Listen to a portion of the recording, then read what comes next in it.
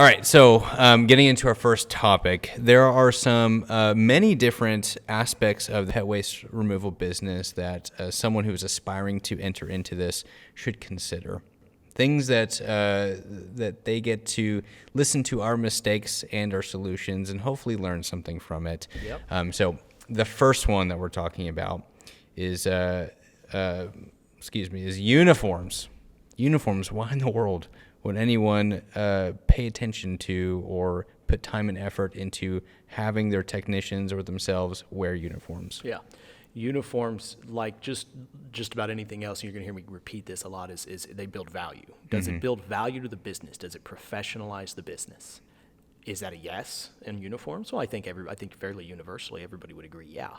Uniform professionalizes your business. If it professionalizes your business, it's building value into your business in so many different ways. And so while on one hand, I wouldn't say that uniforms are like the number one or the most important thing. I go back and I think of stories. We didn't have uniforms for a long time. Neither at Scoop Soldiers when we started in 2010 or 2011, or whether it was our business before that. We didn't always have uniforms. We have segments, through general contractors, segments of our businesses, separate from pet waste removal, still are general contractors and therefore really aren't wearing uniforms. Right. But when and where possible, you want to have uniforms. Because you're branding, you're doing a lot of different things. You're in people's neighborhoods, and you're in people's backyards, and so you want to do whatever you can to be uniform in a sense that they know who you are. We use the example today in a meeting of a mother or father-in-law who you may surprise. They may be visiting Family. their family. Yeah. And they may be on that back porch, and you walk back there, and they don't know who you are. They don't. My son has hired somebody to do what? And it's not like a mowing business or something where you've got a lawnmower or a weed eater, and it's clear what you're doing. Right. So a lot of people, going back to what we talked about before, a lot of people don't know what this is, and so you want to be uniform to make sure that you're identifying yourself when you're in yards. It's just a professional thing to do, and it's not that expensive. Shirts have to be bought. You're not going to not wear a shirt. Right. So why not wear a shirt with your brand on it? Another way I'd look at shirts, at uniforms. And I've done this. I've gone back and forth on this. But, when I see, I'm not a big sports watcher. That's not an area that I can relate to people on. I don't watch tons and tons of sports. So when I see a Cowboys uniform, I don't have an emotional reaction to think, Dallas Cowboys, great, you're a fan, you're a Dallas Cowboys fan. I don't have that thing. I think, man, that Jerry Jones is a genius. He not only has figured out, his brand is so powerful, he not only has figured out that uniforms are valuable, but he's also figured out that he can make money selling his uniforms and his shirts to just the general public. And all that does is build his brand. So he's making a lot of money on licensing his brand to that shirt and to be able to get that shirt. But then on top of that, it's just more marketing. Same thing goes for like stickers on the back of people's cars, for their favorite sports team. That is branding, and that's the power of branding. And I'm not saying that I have any actual. I don't live in a fantasy world. I don't believe that people are going to be putting Scoop Soldier stickers on the back of their cars. I do think that they could wear shirts. You could alongside your pet waste business, you could create a cool style. Yeah. Again, there is. We were talking about this earlier. There is humor in what we do, and so I actually think there is opportunity in that aspect. I've told the General, Mr. Cahill, that for years. We just haven't capitalized on it. But that's the importance of branding, and it starts with your uniform. We'll talk about other things in a little bit, in particular trucks and that sort of thing. But being uniform. So can you think back to the time when you and the General decided, hey, we should probably get some uniforms? I can't think exactly when. I remember our first uniform. In fact, not that the audience can see, but it's right there. It's sitting right. That's our first uniform right there. Oh, nice. And I don't remember exactly how we came about it. I'm pretty sure our first team member, Chase, he said, I need uniforms. I want uniforms. And we said, okay. It wasn't again, it wasn't like this major strategic move. Sure. Yeah. But it became pretty clear, again, once you start looking at the cost of it, it just makes so much sense. And being in people's backyard. I remember, too, Chase, this happened after we had the uniform. So this has more to do with making sure, but being in uniform helped. But he was mistaken. Chase had really long hair. And he loved this business, and you know, we still to this day don't necessarily have hair requirements as far as how long your hair is. Well, he had really, really long hair, and he didn't always have it pulled back. And we were at he was doing a commercial stop in Austin, and he was mistaken for a homeless person. Literally, the landlord thought that they were trying to get him off the property. They thought, Yeah. And so that's an example. Now again, that probably doesn't speak very well to our company in a number of ways. Or now, you know, he was tatted up, but again, that shirt made all the difference. Yeah. Because it could say, no, this is what I'm doing. Right. It's official. Yes. We laughed about it. He had a good laugh, and from there, I do think that he made it a point to do a better job at making sure his hair was pulled back and whatnot, so it wasn't. So, aside from understanding, okay, we should probably have to elevate our professionalism to establish the credibility of who we are when we step onto a property. So, aside from that, approaching implementing uniforms into a pet waste removal business, how does someone go about designing, getting their shirts branded, purchasing these shirts, shipping them, all that kind of stuff? That is easy in a lot of ways, because there's a lot of, if you look around at just anywhere you live, there's a lot of embroidery, there's a lot of shirt places. And so for us most recently, we now have mobile vendors that we go to and we can source shirts from. But starting out, it was just the local printer, local shop. Actually, for us specifically, the local shop here in Allen that does all of the high schools and some of the other high schools around here that creates and prints shirts. And I think that's extremely common. There's a community print shop in most communities. Yeah. And they they'll do the high school and all the different sports and athletics departments. Starting there. But there's also a plethora of options online where you can do it and design it online. Yeah. There are minimums usually, and you pay a little bit more the less you buy.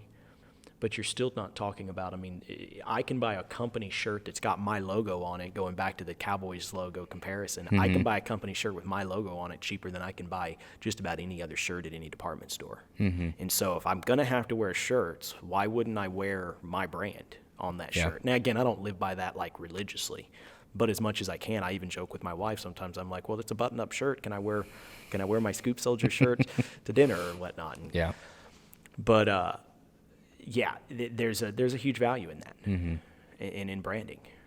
Yeah. Well, it's definitely worth time, resources, and energy put into pet waste removal business. And the great thing about, we were just talking about a second ago, there's a lot of humor involved in this. You could come up with all sorts of slogans. You could come up with all sorts of brand design and how you implement your design on the shirt. Make it stylish. Don't just make it your typical Gildan T-shirt. You could do, now again, we haven't really done what I'm talking about here, but it's always been an idea. Sure. But there's so much you can do to build your brand from an apparel standpoint. And because it's pet waste, again, going back to the marketing aspect, because it's pet waste, on one hand, it's silly. Some people, they're not going to wear these. They're not going to, but others would, proudly, just because it's funny. Yeah. And so you can do a lot with building your brand and introducing people to the industry that would otherwise have never even known that's a thing. There's creative ways of doing that. So I think back to Chase talking about, hey, I really want a shirt that has our logo, whatever, on it. I think the other thing that does... I think he had a buddy. It might have even been somebody who worked with us that was his buddy that did the first shirts. I can't remember. I do know that made them. The first ones. We had they were hunter green with our dog tag as big as we could get it almost on the front, and then on the back in orange. it said never leave a pile behind. And Chase, that same team member, had come up with that slogan, and we loved it. Yeah, never great. leave a pile behind with our soldier theme. Mm-hmm. And that was what was on the back of the shirt. Yeah. And that slogan in itself has gotten attention. I've worn it on planes. I've worn shirt, and we get people ask. Oh, more so than anything any uniform I ever did with Chorby or any of our other businesses, our pet waste shirts. It grabs attention. People ask, what is that? Mm-hmm. And so again, at a macro, just imagine if you had twice as many people in the pet waste industry all wearing their brand, not my brand necessarily, although I totally go for my brand too, but their brand, and being at, whether it be at the gas station. I had a guy getting on a plane one time. Hey, I'm a client of yours. Thank you really? so much. Yes, yes, awesome. Absolutely. Getting on a plane here in DFW. Mm-hmm. And so sometimes they know what it is. Yeah. But usually it's like, what is that? Yeah. And you can tell them. Yeah. So for the technicians involved in that business, it also has a sense of inclusion of you're a part of something. Yeah. And I think it's pretty unique, especially in an industry that's not super sexy. Like, we're not doing these like crazy things, Exactly. but it is an added level, elevating a person's experience working within this industry. That is exactly right. We are a skilled trade industry, period. You can laugh at that all you want. Sure. No different than anything else. It is a specialization. And though it's not as hard to learn, it's still a specialization. Yeah. And by putting yourself in that uniform, yes, there is a subconscious effect to your team. Yeah. And even individually, if you're the operator, if you're out in the field doing there's also an element of pride and positive pride in being able to be in uniform. Exactly. Yeah. So I'm going to ask, I think I know the answer, but I'm going to ask just in case anyone listening might ask, is there any negative side to having a uniform? No. Cost. But again, you're going to buy that shirt anyways. Now, okay, here's a negative, even though I would challenge whether it's actually a negative, even though I challenge it in jest, because I can see it in general. We like to collect our uniforms back when there's a separation of a team member. We don't necessarily want our uniforms just everywhere. So on one hand, that could be a negative. You have to figure out how to collect them. You don't want them out in the community with people that don't work for you anymore or whatever. On the other hand, what is the saying? Any publicity is good publicity. Isn't that a saying? It is a saying. Again, whether or not it's true or not, that's the challenge. And so, like I say, we still collect them back. Yeah. But there is an argument to say any publicity is good publicity. Put it out there. Everybody can wear them. Give them away. We do give them away. We give them to clients. Not enough, frankly. I wish we did it more.